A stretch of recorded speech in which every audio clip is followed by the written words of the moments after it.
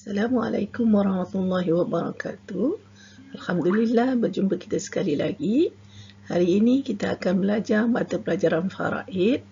Pelajaran yang pertama, tajuk wasiat, siri yang pertama. Pengertian wasiat.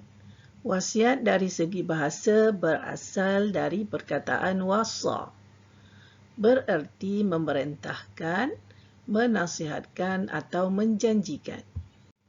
Wasiat dari segi syarak pula berarti ikrar yang dibuat oleh seseorang pada masa hayatnya ke atas hartanya untuk disempurnakan kebajikan yang dibenarkan syarak selepas kematiannya. Contohnya, apabila ada seseorang yang memiliki harta, semasa hayatnya dia berjanji ataupun memerintahkan kepada seseorang dengan berkata, apabila dia mati kelak, sebahagian daripada hartanya diwasiatkan untuk membuat sesuatu perkara yang baik. Dalil atau bukti yang menunjukkan bahawa Allah mensyariatkan wasiat dalam kehidupan ialah dari surah Al-Baqarah ayat 180, artinya diwajibkan kepada kamu apabila seseorang kamu hampir mati, jika dia meninggalkan harta, hendaklah ia membuat wasiat untuk ibu bapa dan kaum kerabat dengan cara yang baik, yakni menurut peraturan agama, sebagai sesuatu kewajipan atas orang yang bertakwa. Hukum wasiat ada 5. Yang pertama, wasiat wajib. Wasiat wajib adalah wasiat untuk melaksanakan tuntutan syar'i seperti zakat dan haji. Wasiat ini dibuat kerana bimbang harta tersebut habis.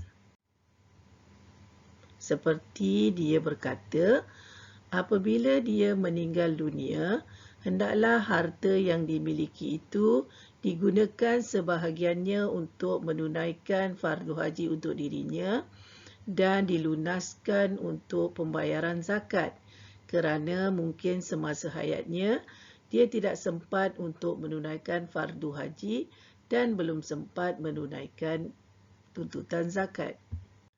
Wasiat wajib yang kedua ialah yang berkaitan dengan hutang. Sekiranya dia memiliki hutang yang belum sempat diselesaikan, dia berpesan supaya hutangnya hendaklah dilunaskan terlebih dahulu sebelum hartanya dibahagi-bahagi kepada warisnya. Begitu juga sekiranya ia memegang wadiah ataupun amanah. Wadiah tersebut hendaklah disempurnakan terlebih dahulu sebelum harta yang dimilikinya itu dibahagi kepada warisnya. Wasiat yang kedua adalah wasiat sunat. Wasiat sunat adalah wasiat kepada kaum kerabat yang memerlukan. Kaum kerabat termasuk yang dimaksudkan ialah yang bukan waris, yang tidak mempusakai harta melalui pewarisan. Contohnya seperti dia mempunyai anak angkat, maka orang yang memiliki harta ini boleh mewasiatkan sebahagian hartanya kepada anak angkat, kerana anak angkatnya tidak akan memperolehi harta melalui pewarisan. Wasiat sunat yang kedua ialah wasiat untuk orang miskin yang memerlukan dengan tujuan kebajikan pada jalan Allah. Hukum wasiat yang ketiga adalah wasiat harus.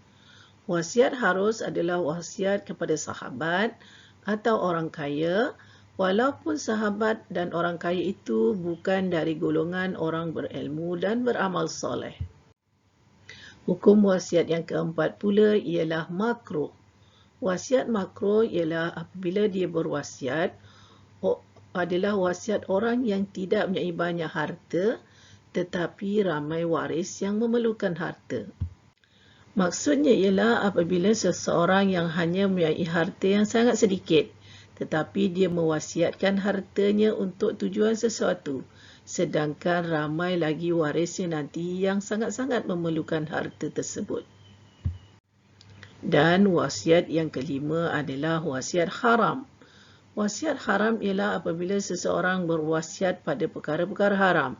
seperti berwasiat mengatakan bahawa apabila dia meninggal kelak, hendaklah menyembelih seekor binatang di atas kuburnya. Wasiat tersebut termasuk dalam kategori haram kerana boleh menyebabkan syirik. Pelajar-pelajar sekalian, jangan lupa cuba jawab soalan-soalan ini. Pastikan jawapan hendaklah dengan menggunakan tulisan Jawi sahaja. Senaraikan pengertian wasiat dari segi bahasa dan syarak. Lengkapkan hukum wasiat berikut. Teruskan lagi melengkapkan hukum wasiat berikut, iaitu harus, makruh dan haram. Sekian sahaja kelas kita untuk kali ini. Sampai jumpa lagi. Assalamualaikum warahmatullahi wabarakatuh.